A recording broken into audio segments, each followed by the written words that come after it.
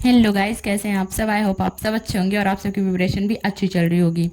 चलिए, आज का मौसम जो है, आज का दिन की शुरुआत करते हैं। तो मैं सबसे पहले आपको दिखाती हूँ आज का मौसम। आज का मौसम काफ़ी ज़्यादा आंधी और तूफान का भरा हुआ था। सुबह सुबह मेरी आँख खुलती है तो मैं देखती हूँ, कहती हूँ हे भगवान, इस गांव में क्या मतलब कभी बाढ़ आ जाता है, कभी आंधी तूफान। इतना भयानक आंधी था ना गाइस की मैं देख कर रही हूँ। क्योंकि सबसे पहली बात ये होती है कि अगर आंधी आ गया ना तो 10 से 5 दिन के लिए लाइट तो गायब होने वाली। ऊपर से ये पानी जो है ना, इसने तो और भी हद कर दिया है। इस पानी की वजह से गाइस रात में लाइट आती ही नहीं है, केवल दिन में लाइट आती है।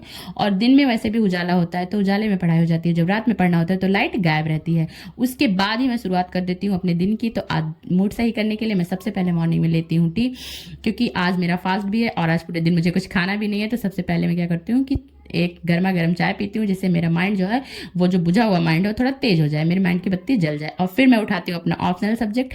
ऑप्शनल में मैं आप सबको बता दूंगा इसकी मैंने ऑप्शनल के लिए कोई भी बैच नहीं लिया हुआ है, क्योंकि मेरे पास थोड़ा सा फाइनल से इशूज था, मैं नहीं ले पाई। मैं ऑप्शनल में जो मार्केट में दृष्टि के नोट्स हैं उन्हीं को उससे अपना ऑप्शनल कवर कर रही हूँ। और मेरा ऑप्शनल आप सबको, जैसा कि मैं दिखा चुकी हूँ, हिंदी लिटरेचर है।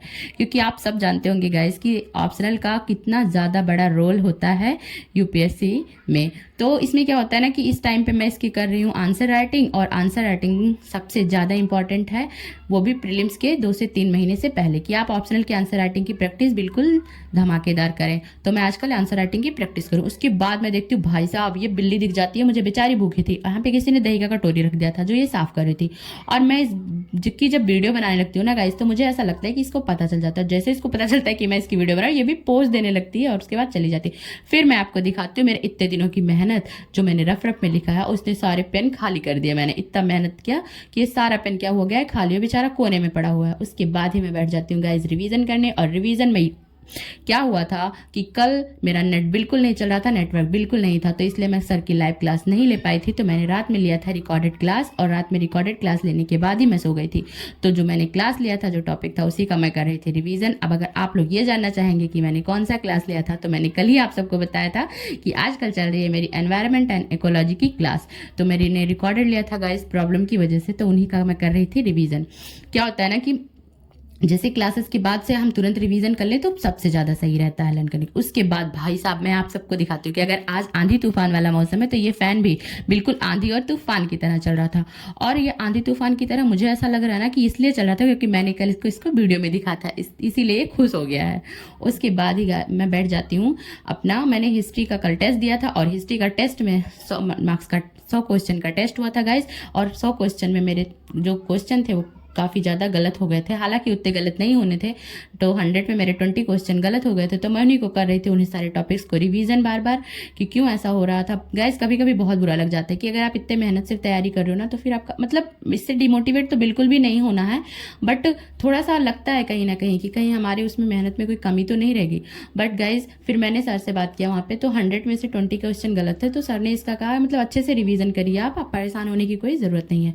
तो जैसे इसमें क्या हो जाता है ना कि अगर आप सबके भी अभी टेस्ट में क्लासेस वगैरह ले रखे हैं, कम मार्क्स आए, तो इससे डिमोटिवेट बिल्कुल भी नहीं, क्योंकि अभी हमारे पास बहुत सारा टाइम है, अपनी गलती को सुधार सकते हैं। उसके बाद गाइज मैं आप सबको दिखाती हूँ कि तूफान थम चुका था, और उसके बाद में हवा और तूफान दोनों ही थम चुके थे, कम हो गए थे।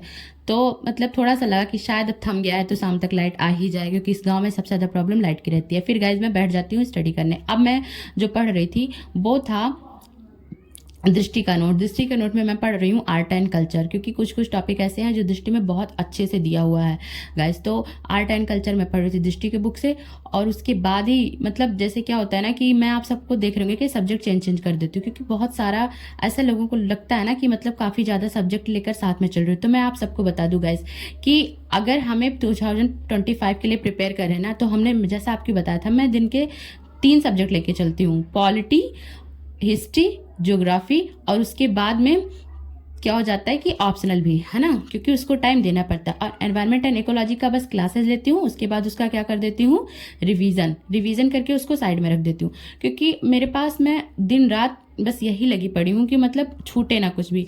पॉलिटी में क्या है कि मैं लक्ष्मीकांत बुक का रिवीजन कर लेती हूँ थोड़े टाइम, उसके बाद उसको साइड में रखती हूँ, मतलब 2 से 3 घंटे पॉलिटी को दे देती हूँ, ऐसे ही हिस्ट्री को। और ज्योग्राफी में आजकल एनसीईआरटी पढ़ रही हूँ। और बात करें एनवायरमेंट इकोलॉजी की, तो मैंने आपको पहले ही बता दिया कि मैं उसका क्लास लेती हूँ, और क्लास के बाद से उसको क्या हो जाता है कि केवल रिवीजन करके एक साइड कर देती हूँ।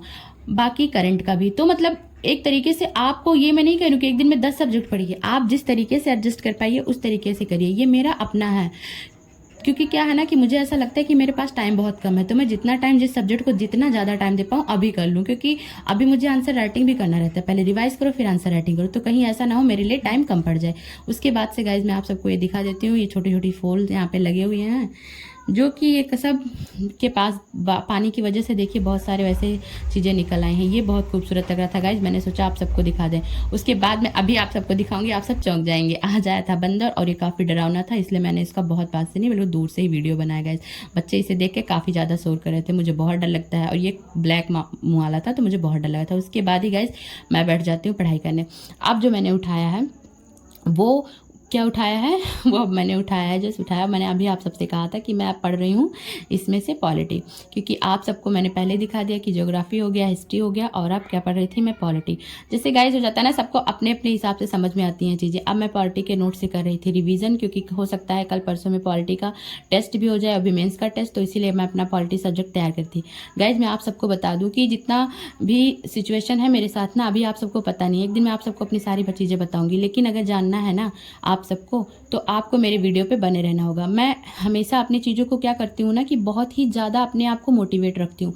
ऐसा नहीं है क्योंकि मैं हमेशा मोटिवेट रहनी हूँ, मैं भी हार जाती हूँ, क्योंकि सिचुएशन मेरे लिए भी बहुत ख़राब है। घर की मैं बड़ी लड़की हूँ गाइस, तो बहुत ज़्यादा प्रेशर है मेरे ऊपर। तो आप सबको पूरी वीडियो जाननी होगी, अगर आप सबको मेरे बारे में जानना होगा तो मेरे चैनल को सब्सक्राइब करिएगा और मेरे वीडियो को लाइक करिएगा, ताकि मेरे अगले वीडियो की नोटिफिकेशन आप सबको जाए। एक दिन मैं अपने बारे में सारी चीज़ें मैं आप सबको बताऊंगी कि कैसे मैं अपने बड़े घर की बड़ी लड़की हूँ और अपने मम्मी पापा को बहुत ज़्यादा प्राउड फील कराना चाहती हूँ, इसलिए मैं दिन रात मेहनत करती हूँ। इसलिए गाइज मैं आप सबसे कहना चाहती हूँ कि जितने भी लोग घर से बाहर रह रहे हैं ना, जो अपनी जिनके मम्मी पापा अपने बच्चों पे ट्रस्ट करके उनको टाइम दे रहे हैं, उनमें पैसा करें, वो दिन रात मेहनत करके पढ़ाई करें, ताकि वो अपने मम्मी पापा को प्राउड फील कराएं।